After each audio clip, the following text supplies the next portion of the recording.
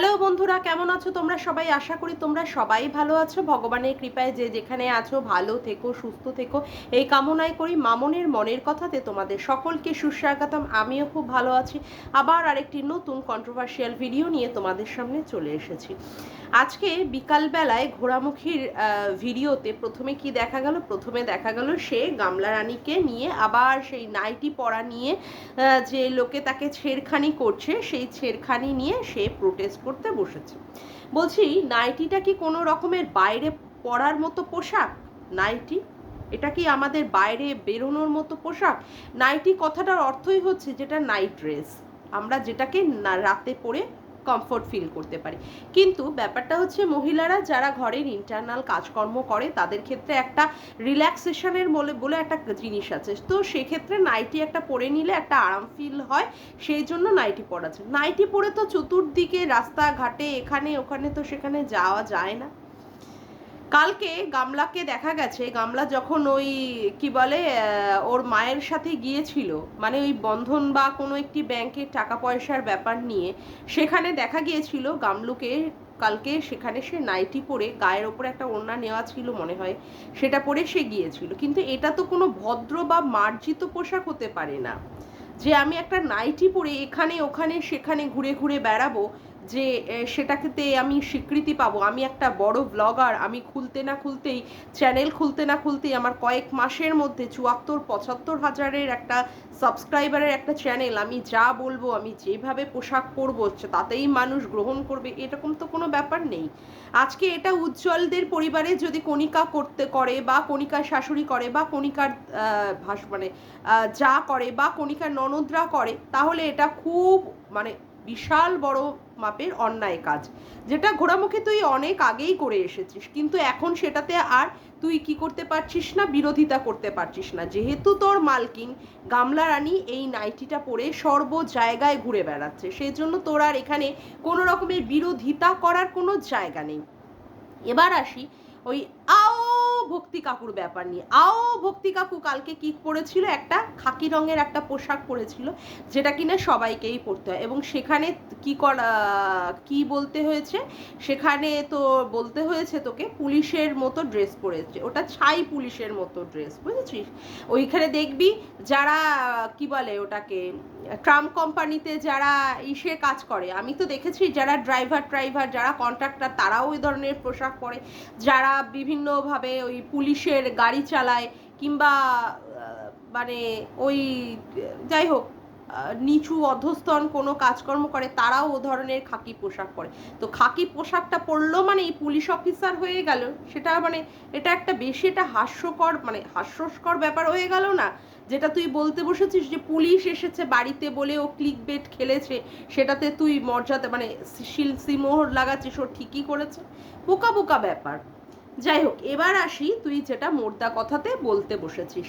কালকে সন্দীপের ভিডিওতে যেটা দেখা গেছে যে ওর কেসটাকে নিয়ে ও লয়ার ম্যাডামদের সাথে কথা বলার জন্য কোর্টে গেছিল, মানে ওদের কোর্টে, সেখানে ও কথাবার্তা বলেছে। বলার পরে ম্যাডামও অনেক দূর থেকে চলে এসেছে, সেই নিয়ে তোর ওই ঝাড়গ্রাম থেকে আসা লিগাল অ্যাডভাইজারের সম্পর্কে তুই বহুত বড় বড় ভাষণ দিতে বসলি। বাবা, এত হ্যাজাতে 31 মিনিট সামথিংয়ের একটা ভিডিও নিয়ে যায়, মানে হ্যাজানোর দমও আছে ভাই, গলার মধ্যে বা মুখের মধ্যে কি খেয়ে নিয়ে বসে যে সেই নিয়ে হ্যাজাতে বসে। যাই হোক, তারপরে অবশিষ্টাংশ যেটা কথা হলো, তুই এখন কি বলতে বসেছিস? তুই এখন সন্দীপের সঙ্গে সহমত পোষণ করছিস না, সন্দীপকে সাপোর্ট করতে পারছিস না, কিন্তু সন্দীপের কথাকে সাপোর্ট করছিস।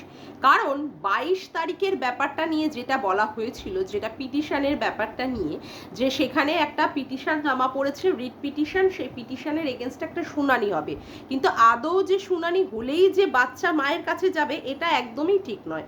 আর এই যে কেসটা, সেই কেসটা মোটেই জোরালো নয়, কারণ রিট পিটিশন মানে হচ্ছে বন্দি করে রেখেছে তার বাবা ক্যাপটিভ অবস্থায়, সেটা মোটেই সঠিক নয়। এটা তুই পুরোপুরি বুঝতে পারছিস। মানে অনেকে মানে কি বলবো, আমাদের এই ওয়াইটিতে এত শিক্ষিত লোকেরা এত ভিডিও, বাবা এত লাইভ করে করে মানুষকে বোঝাচ্ছে 22 তারিখেই বাচ্চা যাচ্ছে মায়ের কাছে, 22 তারিখে বাচ্চা হাঁটি পা করে একদম মায়ের কোলের মধ্যে গিয়ে ঝাঁপিয়ে পড়ছে। এই যে বোকা বোকা ব্যাপারগুলো লোকে কিছু লোকে লোকে যারা যারা এই সমস্ত করছে তাদের ক্ষেত্রেই তুই কি বলছিস যে না এটা মোটেই ঠিক নয়। আজকে সঙ্গীতা ম্যাডাম যে কথাটা হুস হুস হুস করে বলেছেন যে ওর যে কেসটা সেটা মোটেই, এটা জোরালো কেস না, এটা মোটেই ধোপে টিকবে না। সেক্ষেত্রে তুই কি বলতে বসেছিস, তুই গামলাকে নাকি অনেকবার অফ ক্যামেরায় নাকি এই ধরনের কথাবার্তা বলেছিলিস যে কোন ওয়েতে গেলে সে ঠিকঠাকভাবে তার বাচ্চাটাকে তার কাছে পাবে, সেই ব্যাপার নিয়ে তুই অনেকবার বলেছিস, কিন্তু গামলা তোকে পাত্তা দেয়নি।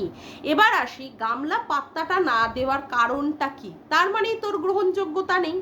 তুই যে কথাটা আজকে বলছিস লোকের সম্মুখে, আজকে তুই সোশ্যাল মিডিয়া যেটা পাবলিক করলি যে 15-16 বার করে করে নাকি তুই গামলাকে ফোন করে করে বলেছিস, এবং কবে থেকে কোন তারিখ থেকে রিলেশন তোদের মধ্যে তৈরি হয়েছে, কবে থেকে আরও গাঢ়তর তৈরি হয়েছে, কবে থেকে তোদের মধ্যে ফোনের মাধ্যমে দিদি বোনের মতো একটা সম্পর্ক হয়েছে। কিন্তু এই সম্পর্কর ক্ষেত্রেও আমি যেটা বুঝলাম সেটাতে হচ্ছে যে গামলা প্রচণ্ড পরিমাণে চালাক একটি মেয়ে, প্রচণ্ড পরিমাণে চালাক।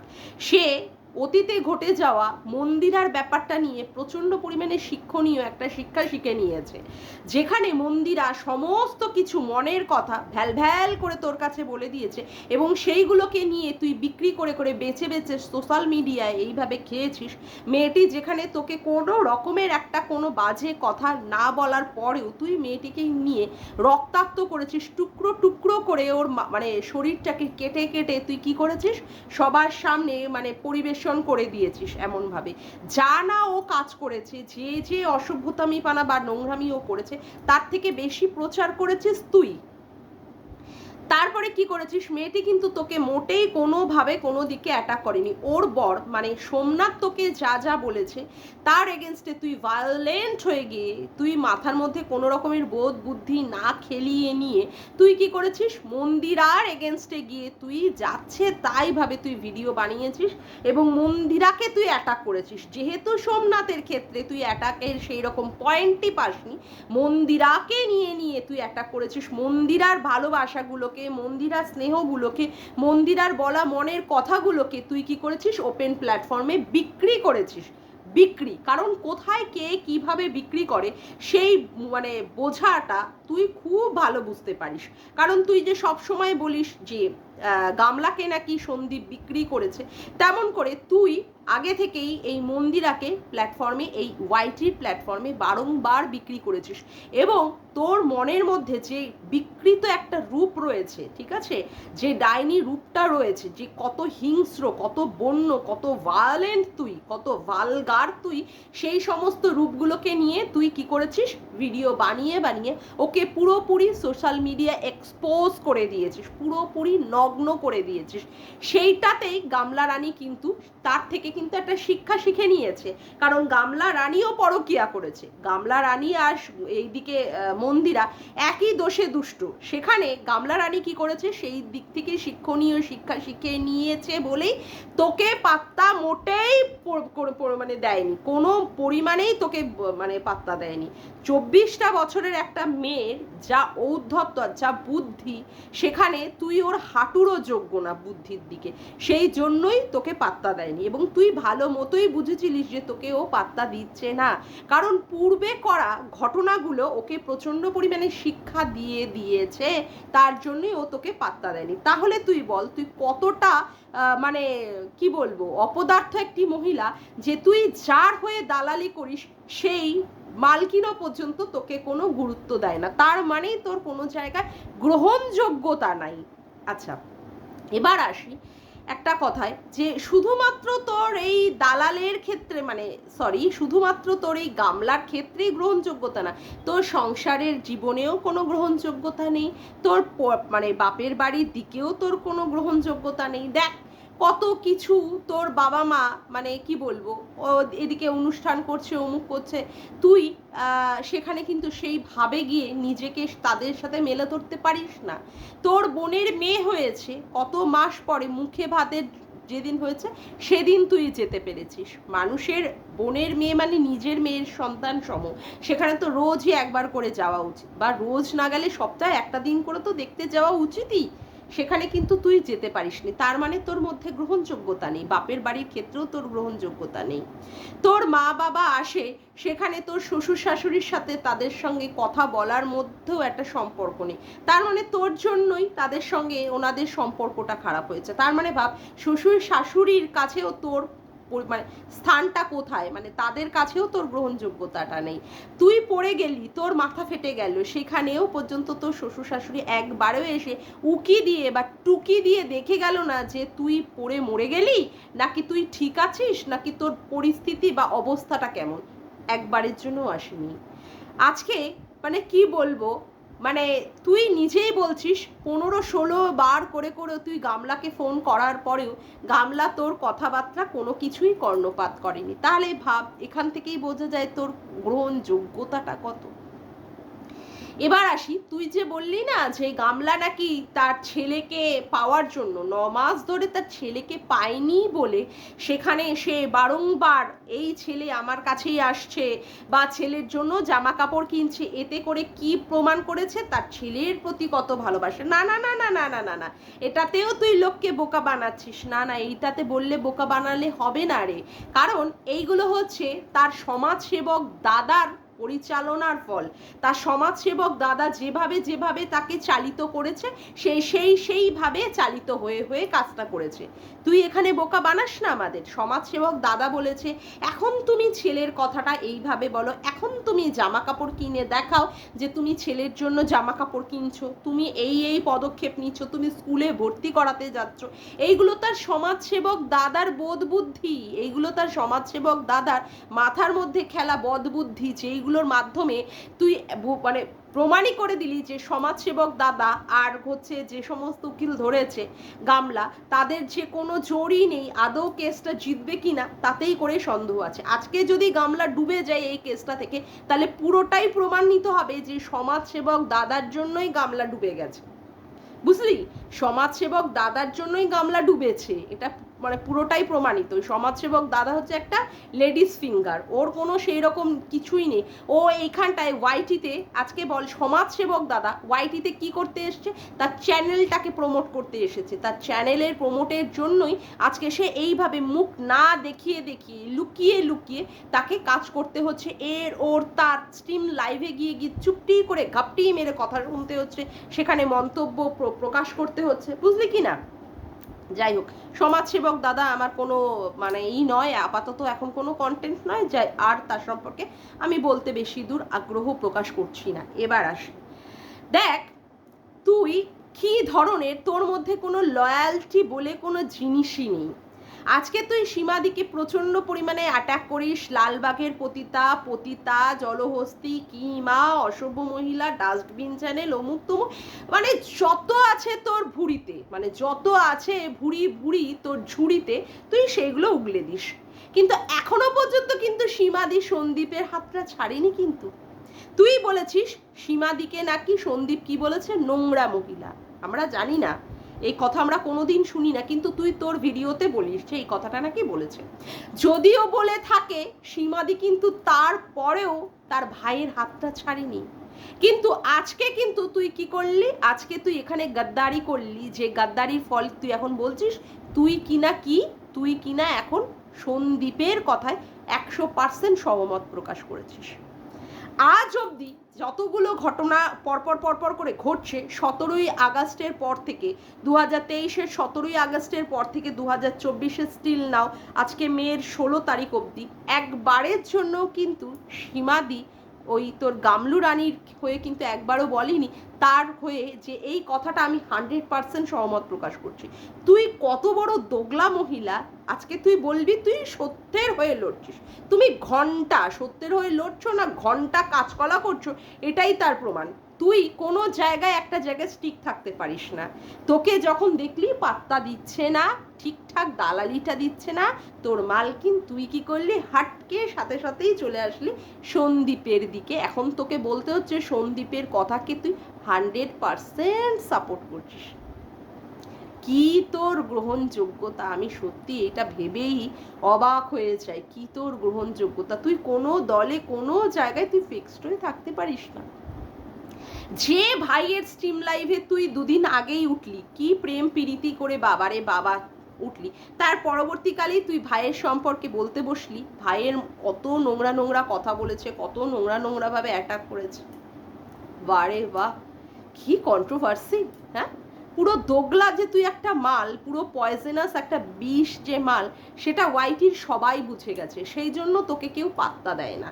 আর গামলা, ওরে বাবা, সে তো প্রচণ্ড পরিমাণে কি বলবো অ্যারোগ্যান্ট, তার মধ্যে এত অ্যাডামেন্ট যে প্রচণ্ড পরিমাণে এত দুঃসাহসিকতার সে পরিচয় দিয়েছে, যেখানে তার সংসারটাকে ফেলে দিয়েছে, স্বামী সন্তান ফেলে দিয়ে কমিউনিটি পোস্টের মাধ্যমে সে বলেই দিয়েছে সে ল্যাটা মাছের সাথে থাকবে বলি, তার বান্টুকে শক্ত করে টাইট করে ধরবে বলি সে এই সংসার পরিত্যাগ করে চলে গেল।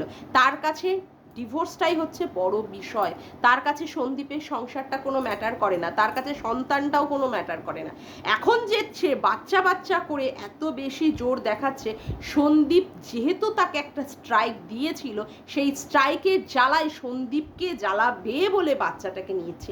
বাচ্চাটার প্রতি আদৌ কোনো ভালোবাসা নয় রে, এটা তুই আমাদের ভুল বোঝানোর চেষ্টা করছিস, বাচ্চাটার প্রতি আদৌ কোনো ভালোবাসা নয়, কখনোই না।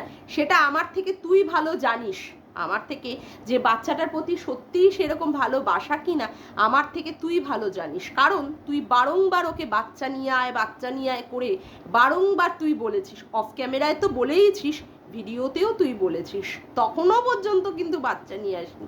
যখন ওর শরীরের মধ্যে জ্বালা লেগেছে, যখন সন্দীপ ওকে স্ট্রাইক দিয়েছে, সেই জ্বালায় ও বাচ্চা নিতে গেছে। আর ও যে কত বড় মানে কি বলে অ্যারোগ্যান্ট, কত বড় ওর যে মানে ঔদ্ধত্য, সেটা তুই ভালো জানিস, কারণ ও তোকে মোটেই পাত্তা দেয় না, ও তোকে মোটেই পাত্তা দেয় না। সেই জন্য তুই মাঝে মাঝেই ফেরোসিয়াস হয়ে যাস, সেই জন্য না তুই মাঝে মাঝেই ফেরোসিয়াস হয়ে যাস, সেটা তো আমরা জানি।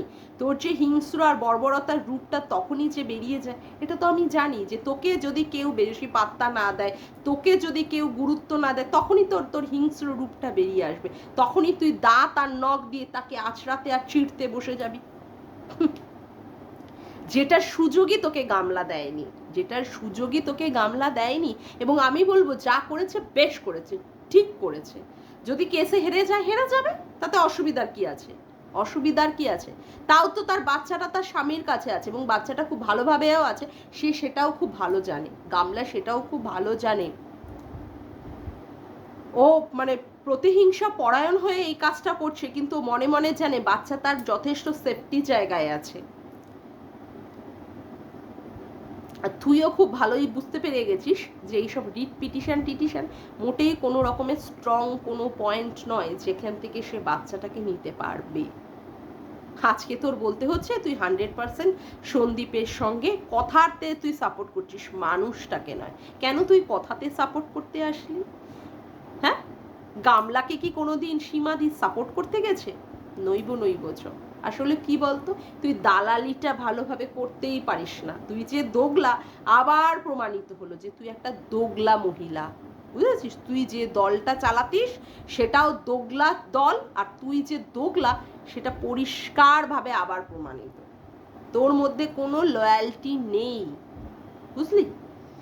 যাকগে, আজকের মতো ভিডিওটা আমি এখানেই শেষ করলাম। আমার ভিডিওটা যদি তোমাদের ভালো লেগে থাকে তবে অবশ্যই একটি লাইক করো, কমেন্ট করো, শেয়ার করো, আর চ্যানেলটিকে বেশি বেশি করে সাবস্ক্রাইব করে রেখো, আর অল নোটিফিকেশান বেলটিকে অন করে রেখো এরকম নতুন নতুন ভিডিও পাওয়ার জন্য।